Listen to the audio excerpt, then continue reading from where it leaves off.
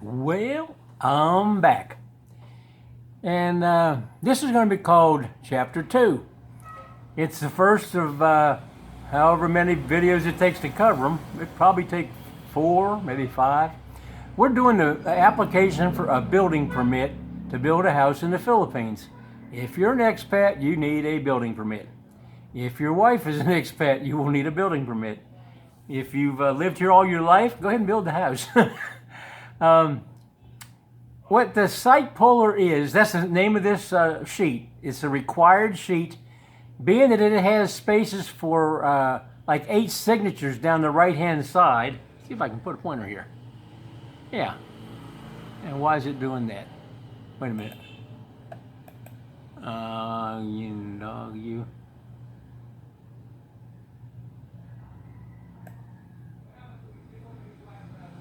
Well, at least it's still on the screen. Huh.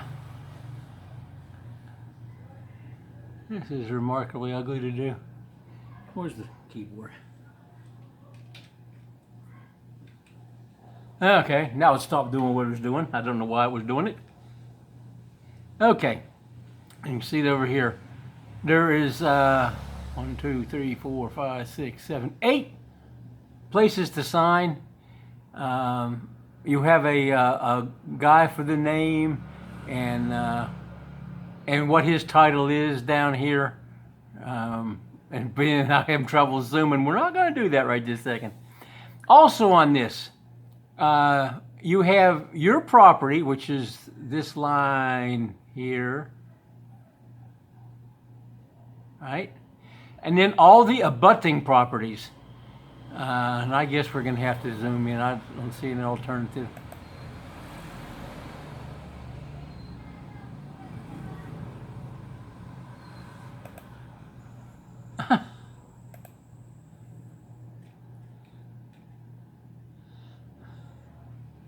No, anyway.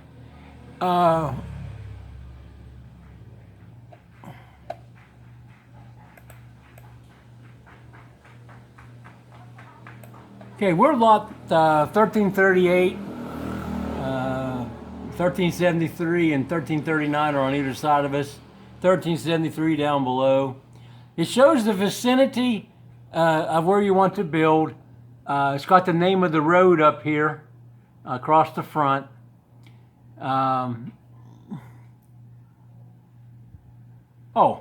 This red and blue thing, that's the house.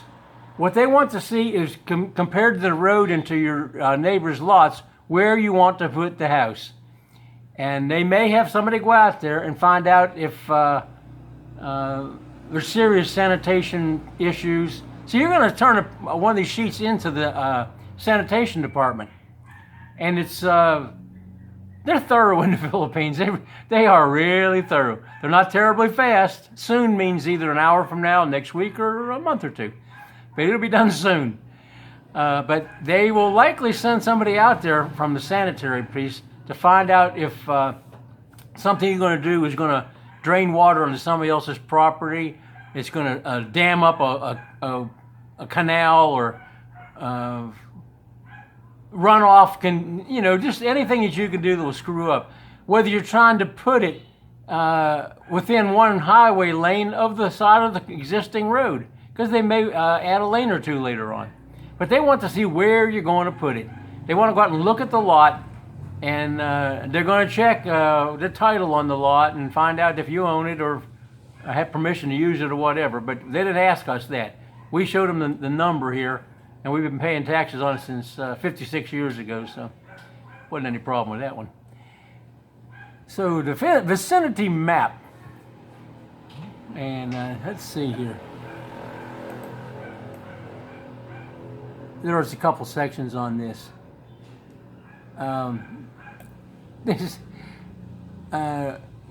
Obviously, they approved this drawing. Everything I'm going to show you is an approved drawing.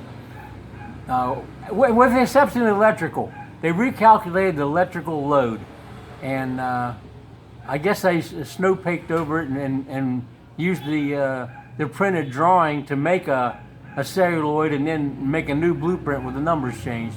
somehow they did it, and I would have gladly give them the CAD file, you know, in any kind of format they want, like DFX or whatever. But apparently they did it on their own somehow, and it's all right. But this house is, it's not really round. The roofs are round. You'll notice the sides are flat. There's 10 sides to it. When this was drawn, the windows were square. But when we got here, I went to the building supply place and I wanted a brochure of window sizes. Because I thought at the time we were using hollow blocks. But we ended up using poured concrete because we just couldn't get anybody to make us strong blocks and didn't want to get into buying a egg-laying type block machine and pouring the floor just to make blocks on. We were going to be here for a limited amount of time that first year. We wanted to do some construction. So, this drawing was a CAD drawing that we did in 3D, of course, just so we could see what we were doing. And rather than making a drawing, which I would have to find some way to render, the render in this program, it looks more like Saturday morning cartoons because the colors are pastels and some of them are transparent, and you have to learn how to use it. I can draw anything in it, but when it comes to using some of these odd things that you never use, it will render. This is Rhino CAD. I use Rhino CAD because it lets me loft airplane shapes, fuselages and wings that change airfoil from one section to the next, like the root and then the strake end and then the tip, and put aerodynamic twist in it and instead of washout. I can do all that just a couple of clicks. Where if the other programs I have are AutoCAD 14, doesn't loft worth a crap, it only extrudes. It'll extrude taper, but you can't twist things and things like that. And then SolidWorks, I don't like the way it stores the files. Everything is in 3 locations. It tries to make blocks out of stuff. They're trying to reduce the memory size for companies that have like, I don't know, 75 engineers working on a 747 that they're designing. They all have to be access the drawings. They have to have permissions to change things, and it works for something like that, but I didn't like that part about it. And I don't like to have to pay $20,000 a year to use a program I've already paid for. Rhino, you buy it, you own it. I got a commercial license. I can put it on the computer at work and a computer at home and this laptop that I carry with me. And there's no problem with McNeil about it. They sold you a commercial license, they let you use it. And their render works, I just don't, I'm not really good with it. If I don't want wireframe, I want to render it. It'll render. There's up here in the top. This button here goes shaded viewport, which is something like a render, and wireframe. We're in wireframe right now. It doesn't take much of a computer to run this. This is a 1.8 dual core. And there's only 4 gigs of RAM on a natural RAM. I got 12 gigs of off the hard drive. Still goes away when you shut it off, but it works seamless. Yeah, so on your side polar, along with the house, they like to have an indication of landscaping. I don't know why, but anyway. Yahoo image search had different kinds of plants, and these are supposed to be banana plants, I think. No, those are palm trees. The ones down below are banana plants. These are the bananas.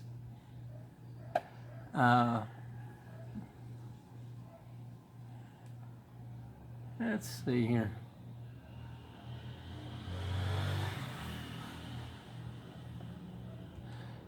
I keep thinking that the thing I'm looking at is where my buttons are, but they're not.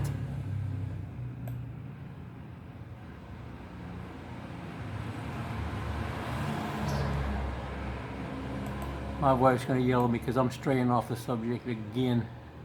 It just happens when you get old. When you pass 75 years old, you screw up.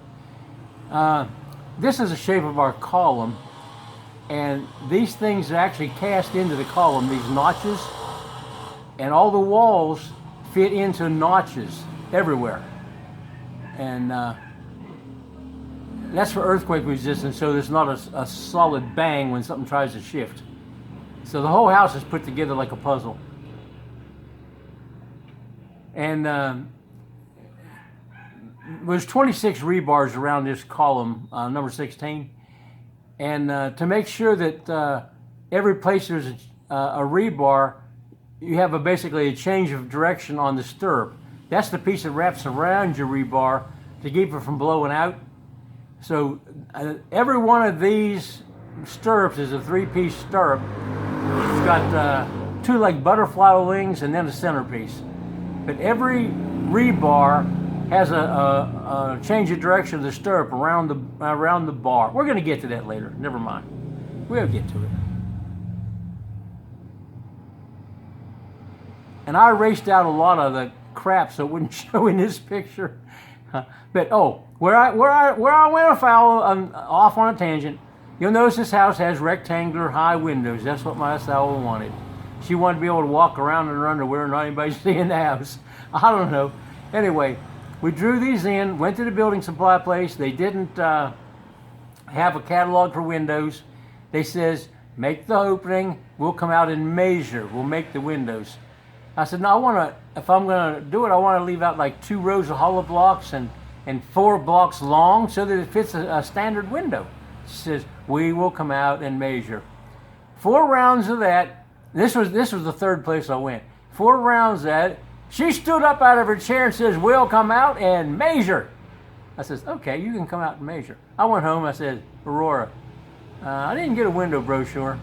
They'll come out and measure whatever hole we put in the wall. Notice, make a window. She says, well, you can't buy a window? I says, apparently not. And it turned out to be true. It's exactly the way it works. If you can't buy a cased window at Wilcon Depot or All Home or CW Hardware, it's not available. They're the big 3 on major parts. I need to have another video between the building permits and the next kind of topics. I want to get into what's on that bottom of that column, what thickness and the size of it requires, and how the column rebars are anchored into it, what's underneath of all of it. You know, there's a lot of detail down in there, and I'm going to do a video on that. Anyway, site polar. Back to the topic. Anything else here? I'm having to look around this to find it. Oh, okay. Oh, the views are labeled. This is also required. You have to have a something that somebody can measure distance to the road, size of the house, you know, all the numbers kind of stuff. So you've got this scale down here that's the same, 1 meter for each thing. 20 meters, 21, 22, 23, 24, 25 meters. And that goes into perspective view. The scale could have also been in the vicinity map. And it may be, another one, nope.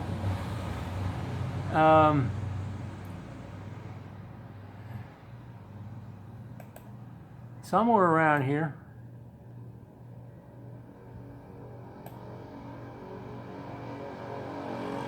Okay, there is a scale here because this is a far bigger drawing. So this drawing is not the same scale as the unrendered house. So it's got its own scale in meters, and so you can measure that drawing. What I was trying to find here, there's another thing you need. If I just can find where I put it.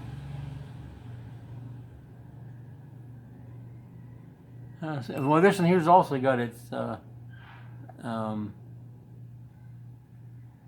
scale. Apparently it does not go on this drawing, or didn't have to.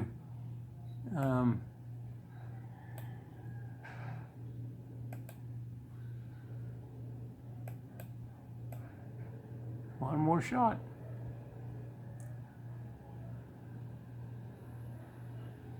Okay, it's not there.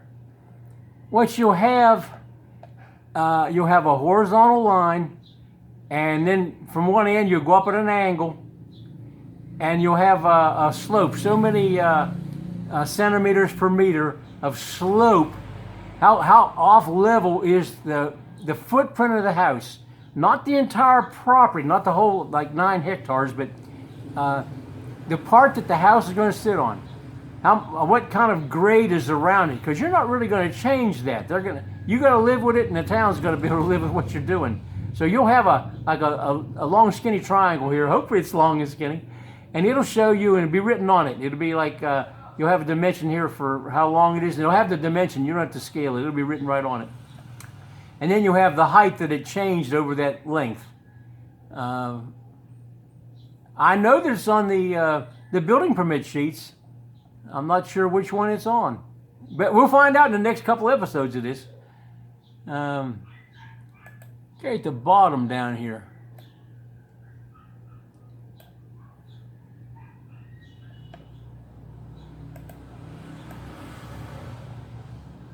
Okay.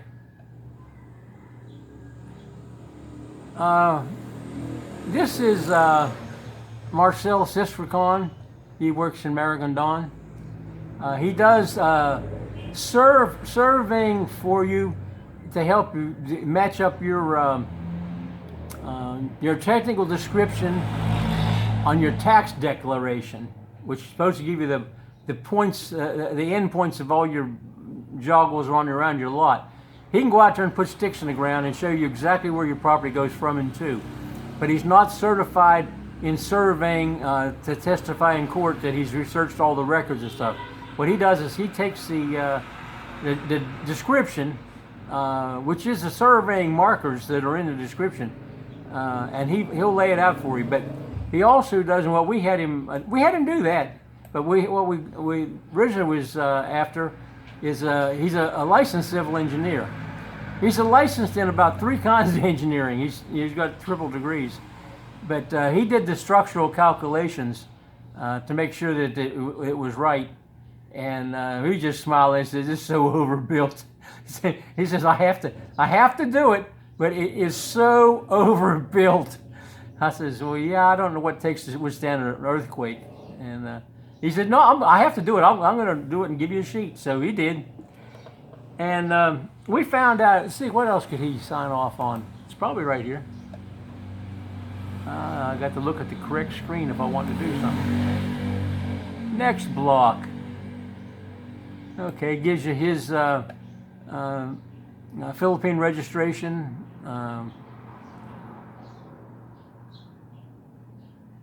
I guess that's his licensed engineering thing. He's a civil engineer, a structural engineer, a general engineer, and mechanical. That pretty much covers it. This is the date he was registered, and this is his license, and that's when it was when he passed the test or whatever. So he's a good guy to know because he's a one-stop shopping center except for the electrical. And this tells what you're building. It's a single-story residential farmhouse. If we do not use more than 25% of the property for the house, any kind of paved road you put on the property, fences, anything that's a permanently constructed thing counts. And you can't go more than 25% if you want to classify it as a farm, which will give you 1/2 of the property tax that you would normally pay if it was listed as industrial, residential, business, whatever. And we've tried, we're now trying to grow turkeys, and that's turned out pretty well. And we're growing ducks and pigeons. Some farm vegetables, this, that, and everything. We have coconut trees that are surviving, banana trees which are doing well, cassava which will grow in any kind of dirt with any kind of rainfall. You can't kill it. It might stop when it's opens up 3/4 inch wide cracks in the surface of the earth, it may stop growing altogether. First rain is right back strong. There's a couple other things that grow. Okra. I'm not an okra fan, but you can grow okra here in pretty much year round. Anytime you plant it, it grows. We've never had a bit of trouble with that. Peppers and tomatoes, you can't let the dirt splash on them. They're not immune to the microorganisms in the soil here. pH is not right. It's hard pan clay is what it's made out of. You know that you have hard dirt when the workers' children come visit and they take a hammer and they're driving concrete nails into the ground for something to do. And they're not knocking them in with one hit. We drive these nails into concrete, into poured concrete. They're out there beating them into the dirt of the lot. That's hard ground. Harder than it needs to be anyway. Let's see here. Owners. That's my wife. She's a she's a licensed accountant. She also is a college professor. She teaches accounting. I think she's retired now. I never know for sure. Oh, okay. Hey, here we go. There are 6 sheets in a building permit. This is sheet 1 of 6. Well, we didn't learn anything else. We learned that. Oh, maybe we can. Okay. These are the people that have to sign off. Mechanical, electrical, sanitary, structural, architectural, line and grade. That's probably sanitation, I'm not sure. Whoever he is, he signed it. Land use and zoning, district, city, and municipality. Now, there are one of the places you carry these 6 drawings is your barangay captain or barangay chief, whoever's in charge of your barangay. That's your. It's a subdivision of a town. It's its own sort of local government. They have something like police officers that go around and try to settle stuff before they up it to Philippine National Police. But they try to settle things amicably if they can. And they're in charge of the water bill being paid and a whole lot of things. They're generally pleasant people. They work, there's an elected office. They're elected, so they won't be in there for a second term if they're really crap. And they just won't work for them. Anyway, once you get these 6 or 8 signatures down the side, because some people, more than one person looks at a drawing, they both sign it. Then it goes to the mayor, and he'll give you the building permit. He'll sign the building permit. And if you pay a little extra, you can get another copy if you think you're going to get it wet and wreck it. Also on this thing, lot description. These are bearings and distance and what line on the drawing it represents from one to the next, like from 1 to 2. It's this bearing and it's that distance.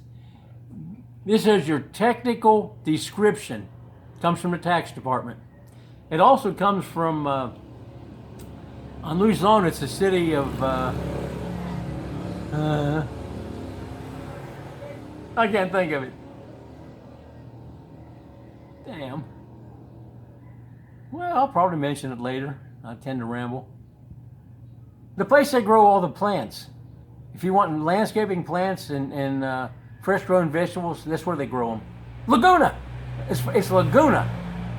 So if you can't get a copy of your stuff here, you can go to the next big town next to you usually and try there. They'll have a duplicate records. Like for us, it's Naic. We live in Maragondon. Naic is 10 or 12 kilometers down the road towards Manila.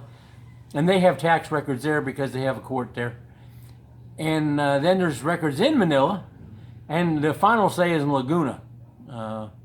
Less changing and corruption in Laguna on old tax records that people have been trying to steal land for years. They'll have more like an older version of what it's really supposed to be. So if you've got a dispute, you want to have your surveyor make a trip there and get a copy of everything they have. He's the only kind of guy that can get in there and look at it. You can't go down there and ask for to take it out and look at it for a little bit and give it back, because they're going to figure you're going to destroy it or change it. But a licensed surveyor can sign his license number down there, and the day he checked it out, or get a copy. All he really needs is have them burn another blueprint of it. So the lot description, it's on your site puller.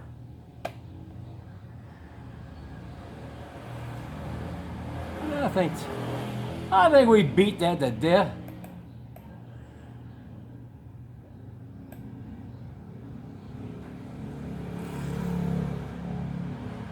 So I'm going to close this out and call it video 2. And as they always say on YouTube, if you like it, you're allowed to give a thumbs up. You're also allowed to give a thumbs down if it's totally screwed up, crap, shaky camera, wrong color on the screen, whatever. Just thought it wasn't, it's titled like house building, but you thought it was shipbuilding, Put it down, I don't like it. And then if you're going to put a thumbs down, neither one of them affects my standing with YouTube or me and my wife standing with YouTube. I don't think they even look at it. But it helps us try to do better. So if you're going to go a thumbs down, we would appreciate, though it's not required, a comment of why it's thumbs down. Like you say, why did you have a red roof on your house? And I say it's really a drawing, and the layer that's on was red, so I can tell it from the layer that's green, so the lines don't get all jumbled up, which is the truth. But in actuality, we're also going to use ceramic tile on our roof. So it could represent red ceramic tile. But it really represents the layers on a drawing that we just sort of borrowed from the computer rather than having to actually draw it. Because we're doing round windows now, and this is rectangular. Actually, the windows are a smaller area than these two. Okay, bye.